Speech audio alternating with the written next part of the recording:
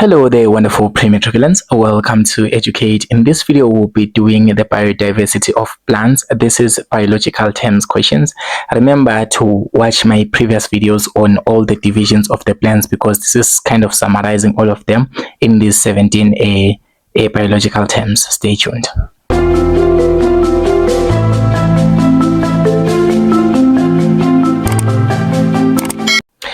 So now let's start with a term 1.1. We are going to just give the biological term. Remember the instruction here, it is to just give one term that matches with the description that is being provided. In this case, the first description here on 1.1 says the plants, so here we are answering the plants that do not have any roots, stems or leaves. So we do have got plants that do not have any true roots, that do not have any true stems or any true leaves. Okay, so those plants, we say that they've got a thallus body plan. So we just say this is thallus. So example of a thallus division of plants, it is the bryophytes. You need to remember that bryophytes are the only thallus plant division that we have, because they don't really have real roots, like real roots. They don't really have that much stems. They don't really have those much leaves. Okay, those are the bryophytes, or you can say that the mosses. Okay, then now when you go to 1.2, now says a group of plants that have seeds that are enclosed in an ovary. So when we do the groups of plants or the divisions under the kingdom Plantae, we do have that group of plants that have got seeds that are enclosed in an ovary. When you say that the seeds are enclosed in an ovary, you need to remember that we need to think of a flower. Okay, basically this must have a flower, because we only find an ovary in a plant that has got a flower. Okay, at least for what we do in grade 11. So basically that group of plants, those are the flowering plants, or they are known as the angiosperms. So you need to remember that the angiosperms have got flowers, and their flowers have got these things known as an ovary, and inside the ovary there is a development of a seed. Okay, now let's go to 1.3. Now they say 1.3, a collective name for a filament and an anther. So this is part of a flower as well. It's a collective name for a filament and an anther. Remember basically that a flower has got two parts. It has got the male part and the female part. The male part, it is known as the stamen, and then the female part is known as the pistil. You need to look at the diagram that I'm just going to project to you right now. So the part, the stamen, or the male part of the flower, it consists of the filament and the anther.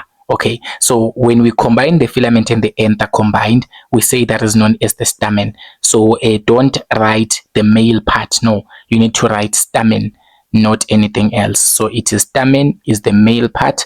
That is where the pollen grains are actually produced. Then now when you go to 1.4, it says a diagram showing the evolutionary relationship between organisms. Remember that there is this diagram that we use to be able to show how organisms have evolved from each other and all the changes that have happened during their evolution. And that diagram is known as a phylogenetic tree, aka is a cladogram. So you can use any one of them. You can say it's a phylogenetic tree. So it's a phylogenetic tree, or you can say that it's a cladogram. So it's a phylogenetic tree, or you can just write a cladogram. Now going to 1.5, it says the protective cap. So now we're looking at a protective cap that covers the sporangia in mosses. Remember that mosses are actually bryophytes, right? So bryophytes have got a simple structure. Let's just say they look like something like this, right?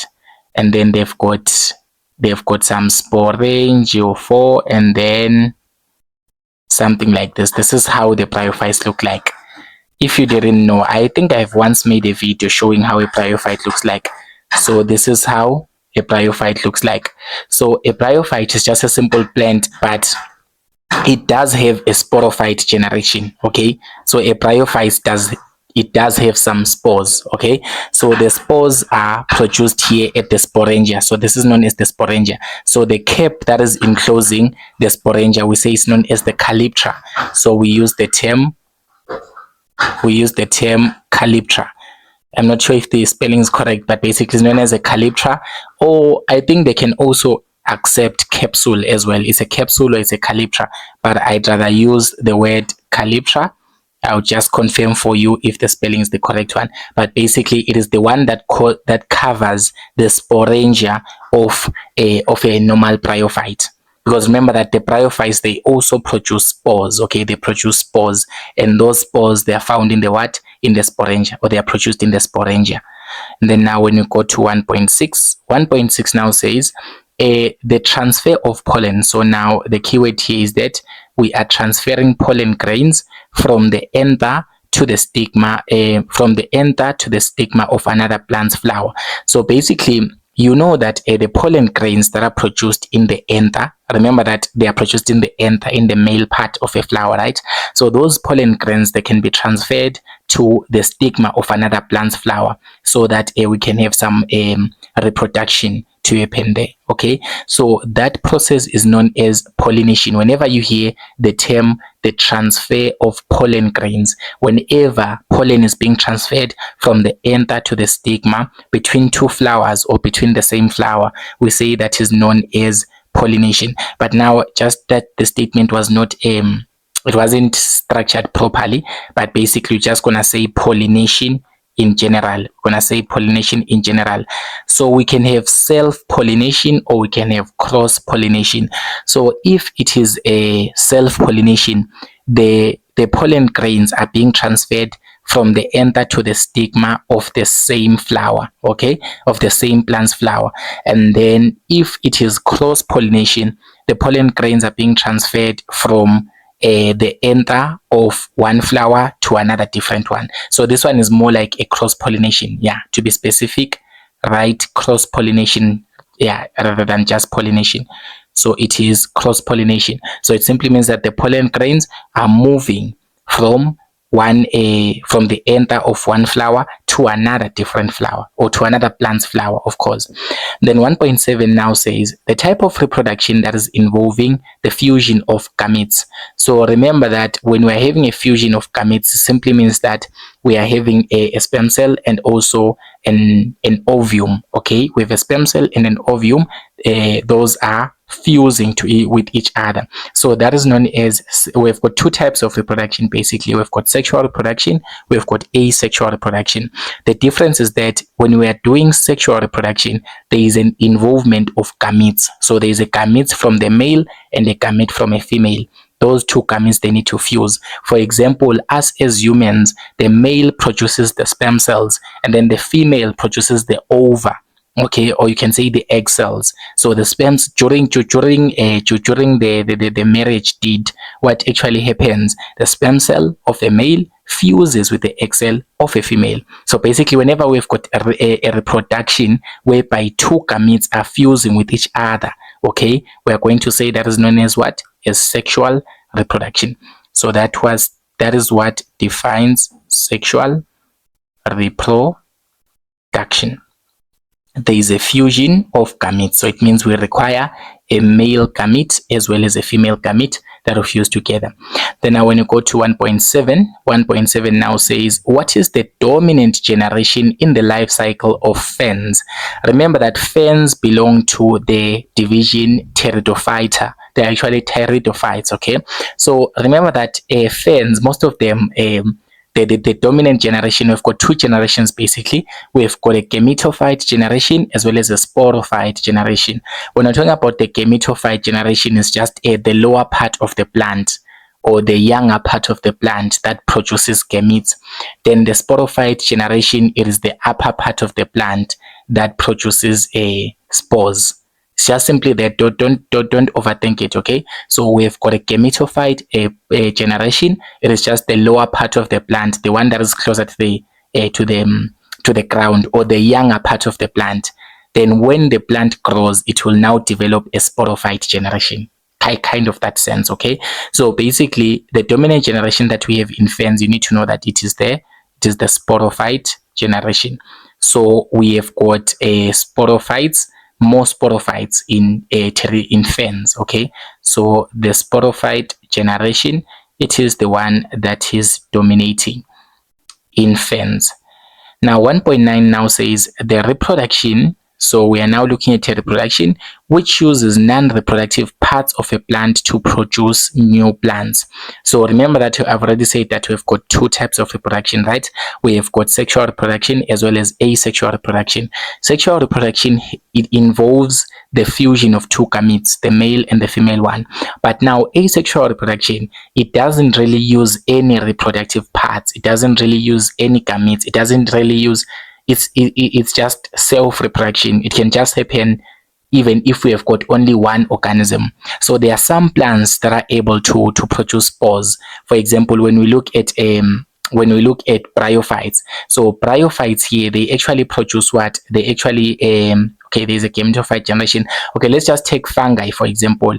You see, when you look at fungi in the biodiversity of microorganisms, those they actually produce spores, okay, mature spores, and then those spores will be responsible to produce new fungi. So that's an asexual reproduction type of thing. Okay, so asexual reproduction, we are using non-reproductive parts. We're not really using any gametes such as sperm cells. No. That is sexual reproduction. But when you say asexual, simply means that we take a non-reproductive parts of a plant to produce new plants. So we say that's what? That's asexual reproduction. And then now let's go to 1.10. 1.10 now says a reproductive structure. So we're looking at a reproductive structure that is found in gymnosperms and also in angiosperms. Okay, we need to know that gymnosperms and angiosperms, they are known as the seed-bearing plants, or they are known as the spermatophytes. Why are they known as the spermatophytes? Is because they've got something in common. Something that is common between gymnosperms and angiosperms is that both of them, they've got seeds, or they produce seeds. But then the difference is that the gymnosperms, their seeds, they are produced inside cones, but the angiosperms, their seeds are produced inside a fruit. That's the difference, okay?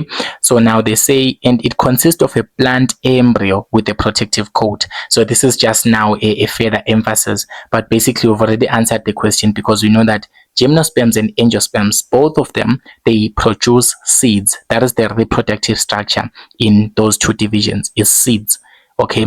And then those seeds, they are covered by a protective coat. In gymnosperms, the seeds are covered by a cone, and then in angiosperms, the seeds are covered by a fruit. That is the protective coat that we're talking about. So the common thing that they have is seeds. Both of them, they produce seeds. Then now when you go to 1.11, they say the collective name for the stigma, the style, and the ovary. So remember that this is still part of the flower. We have already said that a flower has got two parts, a female part and a male part. The difference between those two is that the male part, it is the one that produces pollen, and then the female part, it is the one that receives pollen grains. Okay, so here in this case, when you talk about a stigma, a style, and an ovary, those are part of the things that make up the pistil of a flower. The pistil of a flower, remember, is the female part of the flower. So it consists of a stigma, a style, and ovary. That is where pollen is received, and also an ovule. But here we didn't mention the ovule, but basically the stigma, style, and ovary, that makes up the female part of the flower. But when you want to write female part, you are going to write pistil. So pistil is the name. So we've got a pistil, the female part, and then the male part is the stamen. Then now 1.12 now asks us, what is the biological term for the seed-bearing plants? So we just already have talked about this, that we only have got two divisions, or two divisions of plants that produce seeds, or that bear seeds. Those are the gymnosperms and the angiosperms. But now you're not going to just say, you're not going to write gymnosperms and angiosperms. That will be not correct for a biological term, okay? So for a biological term, there is this one term that we use to refer to both angiosperms and gymnosperms, and those are known as spermatophytes. So those are known as what? Those are known as spermatophytes. So spermatophyte is actually a collective name to refer to gymnosperms as well as angiosperms, because both of them, they all bear some seeds. Now let's go to 1.13. Hey Lapo, I know that you've been enjoying this wonderful video and most likely you've been enjoying watching this handsome face in front of you, but sorry ladies, I'm taken. I just here to tell you that Educate is on the road to 100,000 subscribers by the end of 2025. So please click the subscribe button and click the notification bell so that you get notifications whenever I post new videos. I want you guys to pass. Okay, so if you make my dream true, I reach 100k subscribers, I will make your dreams come true. I will even get you to varsity. I will get you with 7 distinctions. Yes. 1.13 now says, when you go to 1.13, it says here, a female part of the flower that is consisting of a stigma, a style, and an ovary where ovules are produced. This is kind of a repetition of the same question, because at 1.11 we just answered what is the collective name of a stigma, style, and ovary. We say that is the female part or the pistil of a flower. So now they are just further emphasizing it in another biological term. It's a female part of the flower. It consists of the stigma, the style, and the ovary as well. The ovary where the ovules are produced, that is the pistil. This is still the same biological term, just a different way of asking it. Now let's go to 1.14. A stem which grows horizontally. So some of the stems, they can grow horizontally. For example, in pteridophytes. Pteridophytes, they've got stems that actually grow horizontally. I'm just going to project an image so that you can actually see what those stems look like. They actually grow horizontally like this, horizontally. So the leaves of a pteridophyte, they kind of branch out in this way. Whereas their stem, this is their stem. This is the stem, and the stem is horizontal. So we don't just call it a stem, it has got a special name. We say the stem is known as the rhizome. So a rhizome in a pteridophyte or in a fern is actually a stem that grows horizontally. So they don't have vertical stems. Ferns do not have vertical stems, they've got rhizomes. Now 1.15, the spore producing generation. So we are looking at the generation that is producing some spores. Remember that we've got 2 generations, right? Or 2 life cycles. We've got the gametophyte generation, we've got the sporophyte generation. The gametophyte generation, it is just the lower part of the plant, or basically when the plant has just started growing. That's the gametophyte. It starts out as a gametophyte, all right? Then after that, it later develops to become a sporophyte, when it develops this part that looks like a spore. All right. So basically, the spore producing generation are known as the sporophyte generation. Okay. That is the dominant generation in pteridophytes, the gymnosperms, as well as the angiosperms. But in the bryophytes, remember that the gametophyte generation is dominant.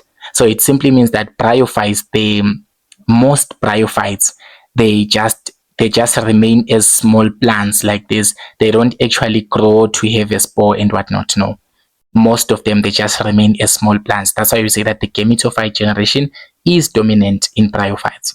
Okay, so 1.15, that's going to say, we want to say that the spore producing generation is known as the sporophyte generation. But the gametophyte generation, it produces some gametes. Okay, so 1.16, just what I've answered already. 1.16 says the gamete producing generation. The gamete producing generation, it is the gametophyte, as the name suggests. Okay, so it is the gametophyte. So we have got a sporophyte, we also have got gametophyte. So sporophyte, it is the one that kind of produces spores, and then the gametophyte produces gametes. And then now 1.17 is our last question.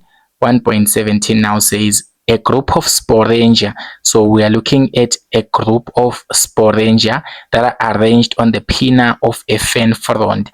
Remember that when we're talking about a fern, the frond refers to the leaflet of a fern.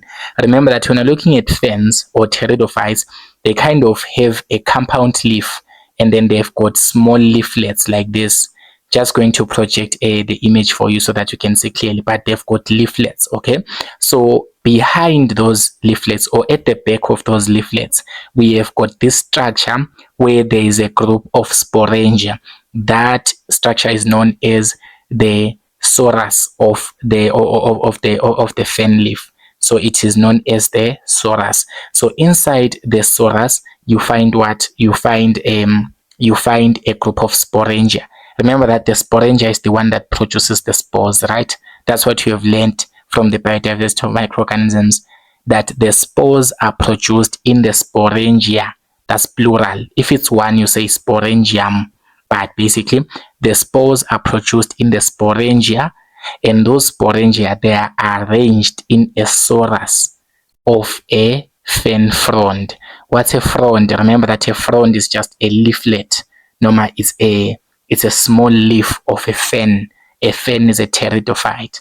Alright, so we call that a sorus in singular terms, but if there are many sorus, we call them sori.